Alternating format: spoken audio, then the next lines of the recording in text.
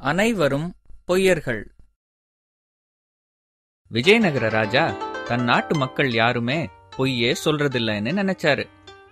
ஒரு நாள் ராஜசபையில, நம்ம நாட்டுல யாருமே பொய் சொல்ல மாட்டாங்கன்னு நினைக்கிறேன். மன்னிக்கணும் மகாராஜா, உண்மை பேசுறதால ஏதாச்சும் ஆதாயம் கிடைச்சாதான் உண்மை பேசுவாங்க.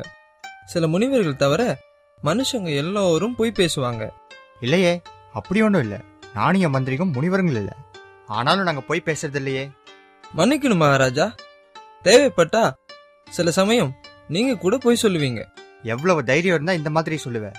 என்ன பொய் பேச வைக்க முடியுமா உன்னால? ராமன் இத சவாலா ஏத்துக்கிட்டான். கொஞ்ச நாள் ஆனதுல மந்திரிகளும் ராஜாவும் இதை பத்தி மறந்தே போயிட்டாங்க. அப்போ அந்த ஊருக்கு ஒரு முனிவர் வந்தாரு. அவர் தன்னால கடவுளை எல்லாருக்கும் காட்ட முடியும்னு சொன்னாரு. பக்தர்களே வாங்க, நீங்க இந்த அறைக்குள்ள கடவுளை ஒளி வடிவுல பார்க்கலாம். ஆனா ஒன்னு ஞாபகம் வச்சுக்கோங்க, நீங்க ஏதாவது பாவம் பண்ணியிருந்தீங்கன்னா கடவுளை உங்களால பார்க்க முடியாது. உங்க முகம்தான் உங்க கண்ணுக்கு தெரியும். சில பேர் பயந்து ஓடிட்டாங்க. சில பேர் ஒவ்வொருத்தரா உள்ள போனாங்க. இந்த செய்தியை கேள்விப்பட்ட ராஜா, ராணி, மந்திரிகள் எல்லாரோடையும் அங்க வந்தாரு. முதல்ல மந்திரிங்க உள்ள போனாங்க. அவங்க தங்களோட முகத்தையே பார்த்தாங்க. ஆனா வெளியே வந்து, நான் கடவுளை பார்த்தேன், அது பிரகாசமான வெளிச்சமா இருந்தது. ஒவ்வொருத்தரா உள்ள போய் தன் முகத்தையே பார்த்தாங்க.